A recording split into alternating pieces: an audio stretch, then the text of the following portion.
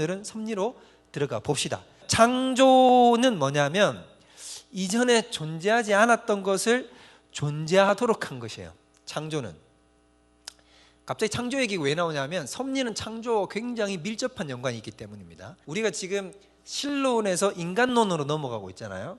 근데 이제 신론에서 인간론으로 넘어가는 메커니즘이 딱 다리를 놓는 부분이 어디냐면 바로 이 섭리인 거예요. 섭리. 특히 창조로는 넘어가는 요 단계 중간에 딱 브릿지를 역할을 하는 게 섭리입니다. 그럼 일단 창조에 먼저 설명하면 이전에 존재하지 않았던 것을 존재하도록 한 것. 뭐 이해되죠, 그죠? 없던 걸 만들어냈다 이 말입니다. 무에서 유를 창조해냈다는 거죠. 그게 창조다. 그러면 창조된 피조 세계, 창조된 것을 향한 하나님의 어떤 행동 방식이라는 거죠. 이해되죠? 그래서 창조가 필요한 거예요. 그러니까 이미 만들어진 세계 속에 어떻게 한 거냐면 하나님이 거기에다가 활동하시는 거예요. 근데 그 활동을 이제 뭐라고 얘기했냐면 하나님의 목적을 위해서 세상, 즉 창조된 피조 세계를 유지하시고 인도하시는 활동. 이렇게 들으면 도대체 무슨 말인지 알 수가 없다라는 거지. 오늘 나 괜히 들어왔다라는 생각이 벌써 들 수 있다. 자, 여기 잘 보세요. 유지인도라고 했어요. 유지인도. 자, 이 두 개가 핵심인데 잘 보면 섭리는 뭐냐면 일단 보존하는 거예요. 그러니까 하나님이 지금 창조된 피조된 세상이 있잖아요. 조금 이따 자세하게 설명드리겠지만 여러분 이렇게 창조되고 피조되어 있는 세계는 저절로 그냥 굴러가는 게 아닙니다.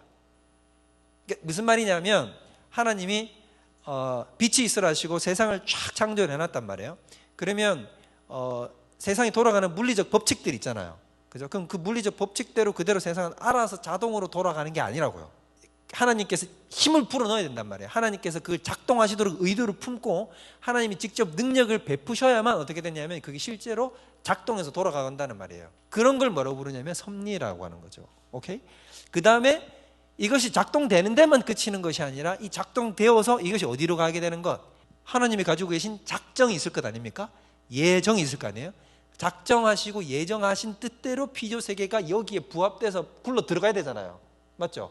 피조 세계가, 창조된 세계가 여기로 들어가야 되잖아요. 작정과 예정된 대로 딸려 들어가야 될 거 아닙니까? 여기로 몰고 가는 것, 하나님이 끌고 가는 걸 뭐라고 부른다? 섭리라고 부른단 말이에요. 그러니까 이제 이런 건 다 하나님의 섭리야 라는 말이 우리가 모르면서 그냥 쓰는 말인데 맞기도 하지만 틀리기도 한다는 말이에요. 이런 게 다 하나님의 섭리야 라는 말은 오히려 어디에 좀 더 가까운 말이냐면 하나님의 예정이야 라는 말로 쓰는 게 더 합당할 때가 많죠. 네, 섭리야 라고 얘기할 때는 하나님께서 우리를 이렇게 이끌어 가셔가지고 여기서 데려다 놓는다. 하나님의 궁극적 계획과 목적을 향해서 하나님이 끌고 가시는 그 역할, 하나님의 행동, 그걸 섭리라고 부른다는 겁니다. 그러면 섭리의 중요성, 우리가 섭리를 도대체 왜 이렇게 중요하게 배워야 되는가라는 거죠. 섭리의 중요성은 뭐냐면 첫 번째, 세상이 하나님의 섭리를 받아들이기 힘든 상태이기 때문이에요. 자, 섭리는 여러분 방금 얘기했지만 누가 세상을 다스리고 있다는 겁니까? 한마디로 하나님이 세상을 다스리고 있다는 거잖아요. 무슨 말인지 이해되시죠? 하나님이 유지, 보존하셔가지고 목적을 끌고 가신다는 얘기는 하나님이 정치 행위를 이 땅 가운데 행하고 있다는 뜻입니다. 그러면은 당장 여러분 뭔가 질문이 나오지 않습니까? 굉장히 실존적인 질문. 하나님이 세상을 다스린다는데 세상이 왜 이 지경이야? 이 얘기를 하고 싶잖아. 그렇잖아요. 안 믿는 사람들은 더 이 얘기를 하고 싶거든. 하나님이 너희는 세상을 다스린다며, 뭐 지존하신 주님 이름 앞에, 그리고 지존하시다며, 전능하시다며, 전지하시다며, 너희를 사랑하신다며, 공의로우신 하나님이라며. 그럼 그 하나님이 세상을 다스리는데 왜 세상은 가난하고 핍박받고 절규하고 고통스럽고 병들고 왜 이 지경이냐? 뭐 자연재해, 기후재난 왜 그러냐? 하나님이면 그러면 한번 얘기해봐라 이거지. 그럼 또 있잖아요. 밑에 두 번째, 우리 자신이 하나님을 받아들이기 힘든 경우가 있단 말이에요. 이게 우리한테는 더 적극적이죠. 방금 얘기한 것처럼 하나님이 날 사랑하신다며, 능력 있다며, 그리고 날 다스리고 뭐 하나님의 유지 발전 해가지고 어디고 작정과 예정으로 끌고 간다며. 근데 나를 왜 이 지경이냐고 나를. 그럼 하나님 사랑이 하나님 맞느냐? 그죠? 이 질문에 대한 답이 여러분 궁금하시지 않습니까? 그죠? 여러분 사실 우리가 신앙의 거의 8할은 이거 갖고 싸우잖아요. 인생의 거의 그냥 80%를 맨날 하나님하고 이거하고 싸우잖아요. 소모적인 논쟁에 불과한 것이다. 근데 여러분, 이렇기 때문에 우리가 섭리를 더 알아야 되는 거예요. 그러니까 섭리에 대해서, 하나님의 뜻과 계획과 하나님이 그 뜻을 이뤄가시는 방식에 대해서 우리가 무지하면, 그러면 우리는 끊임없이 하나님에 대해서 자꾸 잘못된 원망밖에를 토해놓을 수 없다라고 하는 것입니다. 그렇기 때문에 이 교리가 굉장히 중요하다. 우리의 삶에 아주 직접적으로 연관이 된다. 이런 것들이 세상 사람들에게, 또 믿지 않는 자들에게, 또 여러분들의 가족들이나 복음을 전할 때 분명히 나오는 질문들 중에 하나이지 않습니까? 섭리의 증거가 있다. 104편 펴보세요. 자, 시편 104편부터 펴봅시다. 자, 시편 104편, 103편 요 부분이 다 하나님의 섭리에 대해서 굉장히 강조를 합니다. 시편 104, 104.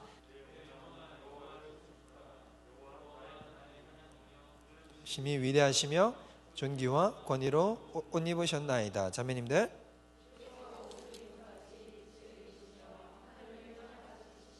그 다음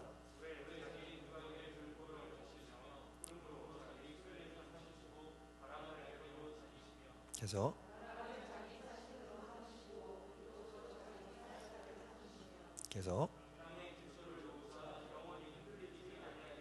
자, 스톱. 거기 보면 벌써 나오죠. 5절 뭐라고 얘기해 놨어요?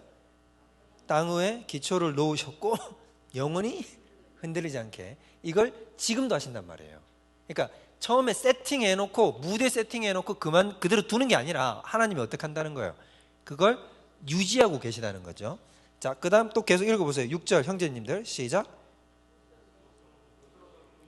주께서 땅을 깊은 바다로 덮으심에 물이 산들 위로 솟아올랐으나 7절.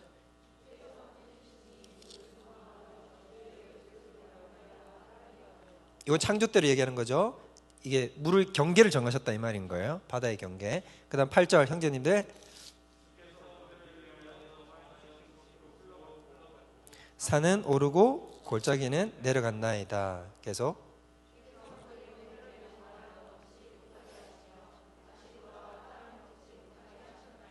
(10절)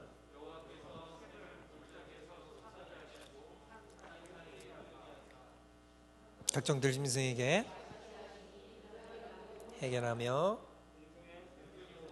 그가에서 깃들이며 나뭇가지 사이에서 지그는도다.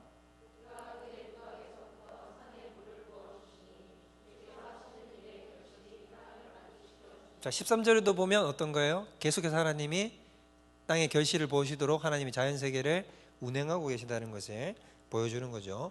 계속 제가 읽어볼게요. 그가 가축을 위하여 풀과 사람을 위하여 채소를 자라게 하시죠. 그죠? 이게 다 섭리예요. 지금. 자, 땅에서 먹을 것이 나게 하시고 사람의 마음을 기쁘게 하는 포도주와 사람의 얼굴을 윤택하게 하는 기름과 사람의 마음을 힘있게 하는 양식을 주셨도다. 여호와의 나무에는 물이 흡족하며 곧 그가 심으신 레바논 백향목들이다 라고 하면서 이렇게 쭉 다 그 얘기예요. 다 그 얘기. 그래서 24절 뭐라고 나오냐? 여호와여, 주께서 하신 일이 어찌 그리 많은지요. 주께서 지혜로 그들을 다 지으셨고 주께서 지으신 것이 땅에 가득하고 거기에는 크고 넓은 바다가 있고 생물이 있고 작은 동물이 무수하고 배들이 다니고 리워야단이 놀고 주께서 때를 따라 먹을 것을 주시고 주께서 주신즉 그들이 받고 주께서 손을 펴신즉 그들이 좋은 것으로 만족하고 영혼은 떠나가고 이렇게 된다. 그래서 30절 주의 영을 보내어 그들을 창조하사 지면을 새롭게 하셨다 라고 하는 하나님의 이런 역사하심들이 쭉 다 나오는 것들이 시편 104편인 거예요.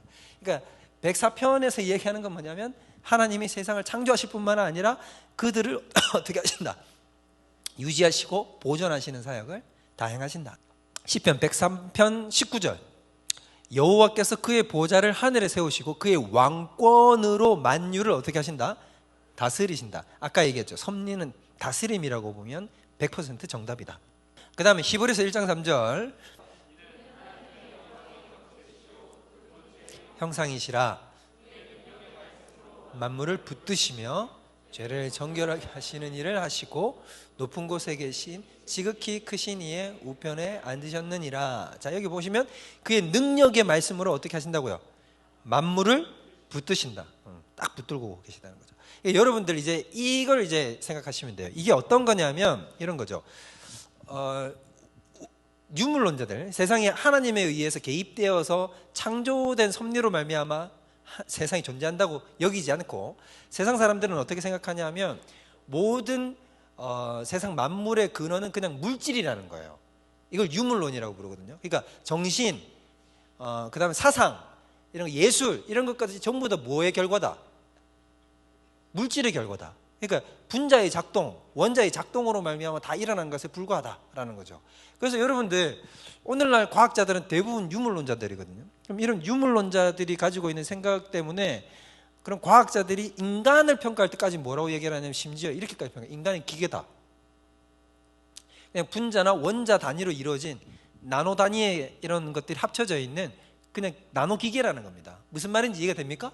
이게 생명체로 보지 않는다는 거죠. 그러면 인간이 행하는 어떤 예술적인 사고라든지 이성적인 사고라든지 이런 것들은 다 어디서부터 비롯되어 나온 거냐면 어떤 창조의 섭리나 이런 걸로부터 비롯되어 나온 게 아니라 그냥 분자, 원자가 그냥 조합돼서 작동하는 화학적인 메커니즘에 불과하다는 거죠. 이게 바로 세상이 이야기하는 세상의 원리, 방식, 돌아가는 거란 말이에요. 그렇기 때문에 그런 사람들이 이야기할 때는 지금 인간의 활동이나 이런 모든 것도 우주 삼라만상이 돌아가는 거는 그냥 외부적 힘이 개입된다, 안 된다? 안 된다. 자동으로 저절로 돌아가고 있다는 말이에요. 우리가 원자나 분자는 화학되는 결합 구조식들이 있잖아요. 원리 원칙에 따라서 딱 결합이 되죠. 중력은 어떻게 작동합니까? 만류인력의 법칙에 따라서 작동이 되잖아요. 거리의 제곱에 반비례, 질량의 비례, 이런 식으로. 에너지가, 물질이 에너지로 어떻게 변화되느냐? 그러면 E는 mc 제곱. C가 뭔지 아세요 혹시? 빛의 속도거든요. m에다가 질량에다가 빛의 속도의 제곱을 곱하는 거예요. 그러니까 에너지가 엄청나게 크게 나오는 거죠. 이게 그대로 원리적으로 현실 세계에 작동하면 핵폭탄이에요. 요만큼 가지고 뻥 이렇게 만들 수 있는 게 E는 mc제곱에다 밀어넣어서 그런 거란 말이에요. 그러니까 이런 식으로 다 원리대로 작동한다. 이거 근데 뭐 누가 개입할 필요 있다 없다? 없다라는 거죠. 이게 유물론자들이 하는 말이라는 거예요. 근데 성경은 뭐라고 얘기를 하느냐? 아니라는 거지. 하나님이 법칙을 준 거는 맞아. 하나님이 정확히 법칙대로, 수학적 원리대로, 이성적 조치대로 하나님께서 세상을 창조해 놨어요. 근데 그거는 저절로 돌아가고 있는 게 아니라 하나님이 그렇게 작동하도록 쉽게 말해서 포스를 가한단 말이에요. 힘을 가한단 말이지. 능력을 가하시고 섭리적인 은혜를 가하고 있기 때문에 어떻게 되는 것이다? 그것이 돌아가고 있는 거란 말이에요. 그래서 역으로 뒤집으면 하나님이 이렇게 손을 내밀고 있으니까 세상이 이거 유지되고 있단 말이에요. 푸른 하늘이 유지되고 해가 그대로 다시 떠서 서쪽으로 넘어가고 지구가 공전을 하고 이런 식으로 계절이 변하는 모든 것들이 그냥 저절로 놔뒀기 때문에 중력의 법칙에 의해서 작동하는 게 아니라 그 모든 중력의 법칙까지 모든 세세한 분자 단위, 원자 단위 움직임까지 누가 실제로 관여하시기 때문에 하나님이 그 순간순간 모든 것을 다 장악해서 관여하시고 계시기 때문에 이게 돌아가고 있다는 말이에요. 이해가 됩니까? 그래서 만약에 하나님이 손을 놔버리는 순간 어떻게 될까? 그러면 모든 우주가 그대로 컬랩스 돼버리는 겁니다. 붕괴돼 버리는 거죠. 그래서 여러분들 생각해보면 이런 거예요. 우리 요한계시록에 보면 마지막에 일어날 예수님이 이제 말세의 징조들이 여러 개가 있어요. 징조들이 단계적으로 다다다다 있거든요. 근데 말세 중에 말세, 아니 예수님이 재림하기 바로 직전에 일어나는 일이 뭔지 아십니까 여러분? 그냥 이러면 그냥 이제 끝난 거야. 이제 여기는 이제 기회가 없어. 이제 이 징조를 보는 순간 여러분 끝난 겁니다. 뭐가 나타날까요? 적그리스도는 아직까지 희망이 있어요, 여러분. 적그리스도가 나타났을 때는 회개할 기회가 있다고. 이때는 회개할 기회도 없을 때가 있어요. 뭔지 아세요?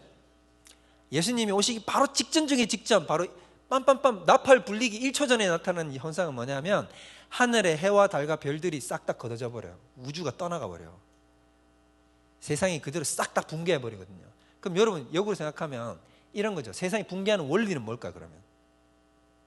이런 게 아니라고. 하나님이 무슨 뭐 적극적 심판을 행해가지고 내가 야 이거 다 필요 없어 걷어붙여 뭐 이런 게 아니라 하나님이 어떻게 해버린다는 겁니까? 그렇죠. 그냥 그걸 걷어버리는 거예요. 이제 홀딩하고 있던 걸, 붙들고 있던 걸 놔버리는 거지. 그냥 놔버리면 어떻게 되는 거예요? 그냥 그대로 부서져 내리는 거죠. 이해가 됩니까? 그러니까 세상은 이렇다는 거예요. 세상을 어떻게 이해하고 있냐면 신이고 뭐고 필요 없고 이건 그냥 저절로 지 맘대로 돌아가는 기계덩어리야. 기계덩어리라는 거지. 그런데 우리 하나님은 그렇지 않다. 이 모든 것들이 그대로 돌아가고 있도록 만들어주시는 하나님이시다. 그래서 여러분 섭리를 이해하려면 이신론이라는 걸 반드시 알아야 되는데 이신론 이렇게 또 설명했습니다. 이신론이 뭘까요? 우리 집사님 얘기했어요. 방금 하나만 얘기했습니다. 시계공이라고. 시계공이 시계를 만들잖아요. 시계를 만들면 시계는 테이프 딱 감아놓거나 뭐 건전지 넣으면 어떻게 합니까? 그냥 시계공이 거기 개입을 해야 돼요. 막 돌아가게? 그냥 자동으로 자기가 돌아가잖아요. 그죠? 돌아가고 시계공이 거기에 개입하지 않죠. 이걸 이신론이라고 얘기하는 거예요. 데이즘, 이신론이라고 얘기하는 건데, 이게 무슨 말이냐면 하나님이 존재하는 건 믿어요. 이런 사람들은 하나님이 존재한다. 그래서 또 세상을 창조했다. 전능하시다. 오케이, 믿어. 근데 이분이 세상을 창조해 놓고서는 어떻게 하냐면 아까 얘기한 것처럼 물리적인 법칙들을 싹 다 집어넣고 하나님이 세상을 창조해 놓고 하나님은 어떻게 하신다. 그렇죠. 손을 떼는 거지. 그냥 이렇게 가만 놔두는 거예요. 지들 알아서 돌아가게 만들어 놓는 거. 요런 하나님을 믿는 스타일들을 다 뭐라고 부르냐면 이신론이라는 거죠. 그러면 지금 여러분 벌써 눈치채시겠지만 이신론을 믿는 사람들에게는 뭐가 받아들일 수 없겠어요? 요게 안 받아들여지겠죠. 그죠? 섭리. 지금 홀딩한다, 개입한다, 이런 거, 뭐 정치적 행동을 한다, 이런 게 전혀 받아들여질 수 없는 논리인 거죠. 무슨 말인지 알겠죠? 그래서 이런 이신론이 굉장히 판을 쳤을 때, 유행했을 때가 언제냐면 계몽주의가 굉장히 활동할 때의 서구 유럽 사회의 기독교인들 중에 이신론자들이 많았어요. 대표적으로 예를 들자면 뉴턴 같은 사람. 여러분, 뉴턴이 기독교인입니다. 뉴턴은 자기 과학 서적을 쓴 것보다 주석책을 더 많이 썼어요. 신기하죠? 뉴턴은 사물의 근원의 원리에 대해서 굉장히 관심이 많다 보니까 중력에 대한 이론도 자기가 기술을 했지만, 그러다 보니까 자기가 또 확 파고든 게 이제 근원적 진리, 우주론에 빠지면 또 이제 자연스럽게 성경을 좋아할 수밖에 없거든요. 그러다 보니까 이제 성경 요한계시록 주석도 있습니다. 뉴턴이 쓴. 신기하죠? 근데 이런 사람들이 가지고 있는 이신론적인 체계를 가지고 있는 사람들은 이제 하나님의 섭리에 대해서 반대하죠. 그러니까 하나님의 섭리를 반대하니까 여러 가지 것들이 이신론자들은 싹 다 제거가 돼버리는 거예요. 조금 더 설명하겠지만 이런 사람들은 절대로 받아들일 수 있는 것 중에 하나가 뭐냐, 기적. 그렇잖아요. 하나님이 여기 피조 세계 속에 들어와 가지고 뭐 신기한 일을 행하는 것, 이거는 받아들일 수 없죠. 시계공이 하나님인데. 무슨 말인지 이해되죠? 그래서 이런 이신론자들은 뭐가 더 자기들에게 궁금증이냐면 요거를 만들어 놓은 하나님의 원리, 그죠? 이 법칙을 발견해. 그러니까 이제 뉴턴 같은 사람은 만유인력의 법칙이라든지, 과학은 마치 지금 세상은 과학을 뭐라고 생각하냐면 신앙과는, 하나님과는 전혀 별개의 것으로 만들어 놓으려고 애를 쓰잖아요. 근데 기독교인은 그렇지 않아요. 기독교인에게서 과학은 뭐냐면 또 하나의 신학이에요. 신학. 왜냐하면 일반 계시를 다루고 있는 하나님이 창조한 그 창조의 섭리를 바라볼 수 있는, 그게 하나의 신학인 것입니다. 하나님이 만들어 놓은 그 원리들을 파악하는 게 하나의 신학이라는 거예요. 그래서 여러분들 기독교인들은 자연과학에 굉장히 관심이 많아야 돼요. 왜냐하면 하나님이 창조해낸 것들을 바라보고 연구함으로써 그 속에 담긴 하나님의 성품을 읽을 수 있거든요. 제가 3부 때 설교 때도 얘기했지만 피조된 세계를 보면 하나님이 철저히 이성적인 거예요. 철저히 수학적이고 철저히 계획적이고 오차 없고, 조금 더 얘기하자면 얄짤이 없으셔. 공의대로 정의대로 일초의 오차도 없이 잘못하면 그대로 선을 예리하게 끊는 분이 하나님이에요. 여러분, 우리가 하나님을 워낙 푸근하게 여러분이 바라보셔서 그렇지, 하나님은 신이십니다. 공의의 잣대로 나중에 딱 잣대 될 때는 여러분, 세상에 그 어떤 사람보다 깐깐하고도 완벽하게 면도날처럼 날카로운 원리를 싹 도려낸단 말이에요. 레이저처럼. 나중에 심판 때 보라고요. 성목사 하는 말이 진짜인지 가짜인지. 하나님이 그냥 쫙 도려낸단 말이에요. 딱 도려내가지고 어떻게 하냐면 양과 염소를 그대로 쫙 분리시켜버려요. 무시무시할 겁니다, 그게. 하나님은 그런 분이에요. 사도행전 17장 28절 거기 보면, 이건 제가 읽어드릴게요. 우리가 그를 힘입어 살며 기도하며 존재하느니라. 지금 우리가 기도하며 존재하는 것, 기도한다는 말이 무슨 말이냐면 움직이는 것, 이렇게 움직이는 것들이 다 어디서 존재하는 것이 하나님을 힘입어서 존재한다 라는 얘기예요. 여기서 이 기동이라는 말은 아리스토텔레스에서 나오는 건데, 아리스토텔레스는 신존재 증명을 했거든요.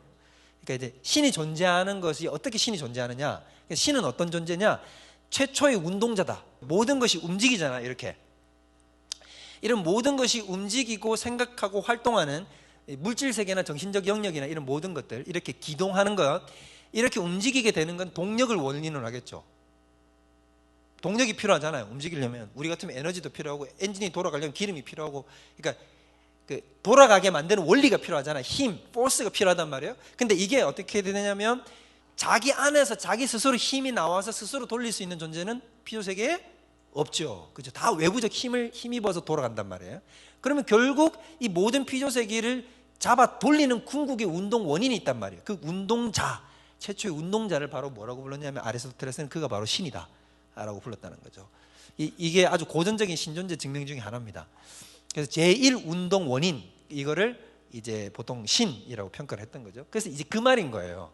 우리가 그를 힘입어 살며 기동하며 존재하느니라. 이 말은 이제 바울이 아테네 사람들에게 이제 그 변증을 하면서 너희들의 시인도 이렇게 얘기하지 않았느냐라는 하는 말을 이제 이렇게 얘기하는 거죠. 그래서 골로새서 1장 17절 또한 그가 만물보다 먼저 계시고, 이건 창조 세계를 얘기하는 거죠. 만물이 그 안에서 함께 섰다. 만물이 하나님 안에서 같이 서 있다라는 얘기는 보존하고 섭리하시는 것을 보여주는 것입니다. 다음, 그러면 섭리를 만약에 안 믿으면 어떤 사태가 일어나느냐? 우리 기독교인이 섭리를 믿지 않을 수 없는 이유는 뭐냐면 그냥 간단히 생각해 보면 이 세 가지만 생각해 봐도 된다라는 거죠. 첫 번째, 맨 위에 있는 게 뭐예요? 기도. 섭리가 빠지면 기도를 할 수 없어요. 왜 그럴까? 그렇죠. 쉽게 말하면 무슨 말이냐면 우리가 기도를 하는 것은 하나님이 지금 우리 가운데 들어오셔서 역사한다, 하나님이 일하신다는 것을 전제하고 믿고 하나님 앞에 아뢰는 것 아니겠습니까? 맞죠? 홍해 앞에 와 있잖아요. 그러면 하나님이 살려줄 걸 믿어야 어떻게 하는 거예요? 기도라는 걸 할 수 있잖아요. 근데 하나님이 일하지 않는다, 시계공처럼 팔짱 끼고 쳐다보고 있는다, 만약 이렇게 믿으면 기도라는 걸 할 필요가 있다 없다? 없는 거지. 그냥 죽기로 끝나는 거예요. 그냥 뭐 움직이지도 않는 분이니까. 기도 자체를 할 수가 없어요. 섭리를 믿지 않는다고 한다면. 그죠? 그 다음 기적은 아까 얘기했으니까 예언이 될까 안 될까요? 예언은 뭐냐면 이런 거죠. 예언은 쉽게 말하면 하나님이 앞으로 하실 일이잖아요. 그죠? 하나님이 앞으로 하실 일에 대해서 기록을 했잖아요. 근데 만약에 생각해 보세요. 이사야서에 뭐가 나오냐면 처녀가 잉태하여 아들을 낳으리니 그의 이름이 임마누엘이라 하리라. 예수께서 오실 것을 예언을 해놨단 말이에요. 무려 1500년 전에. 그러면 예언을 해놨는데 하나님이 우리 가운데 개입하셔서 실제로 자기의 일을 하실 거라는 믿음이 없다고 한다면 앞으로 일을 예언할 필요가 없죠. 그렇기 때문에 예언 자체는 하나님이 일하신다, 정치하신다, 다스린다는 것을 전제하고 나서야 예언이 들어갈 수 있다는 거죠. 근데 실제로 예언이 있고 이루어지잖아요. 그렇다는 얘기는 하나님이 섭리의 활동을 하신다 안 하신다? 하신다라는 것을 증명해 보이는 거죠. 기적도 마찬가지다. 하나님이 피조세계 속에 들어오셔서 어떻게 하시는 겁니까? 자기의 일로 행하시잖아요. 기적도 섭리를 전제하지 않으면 기적도 있을 수 없고 믿을 수도 없고 그렇다. 그럼 역으로 뒤집자면 우리가 기도합니까 안 합니까? 기도에 응답이 있습니까 없습니까? 있죠. 기도에 응답이 있다는 것 자체, 그 다음에 예언이 이루어지고 있다는 것 자체, 그 다음에 기적이 일어납니까 안 합니까? 지금도 일어나잖아요. 일어난다는 사실 자체는 하나님이 섭리하신다 안 하신다? 하신다는 완벽한 증거지. 무슨 증거 더 필요해지죠? 그죠? 성경도 섭리하신다는 증거가 있고 여기 실제적으로 우리 삶에서도 이렇게 하나님이 역사하신다는 증거가 있다.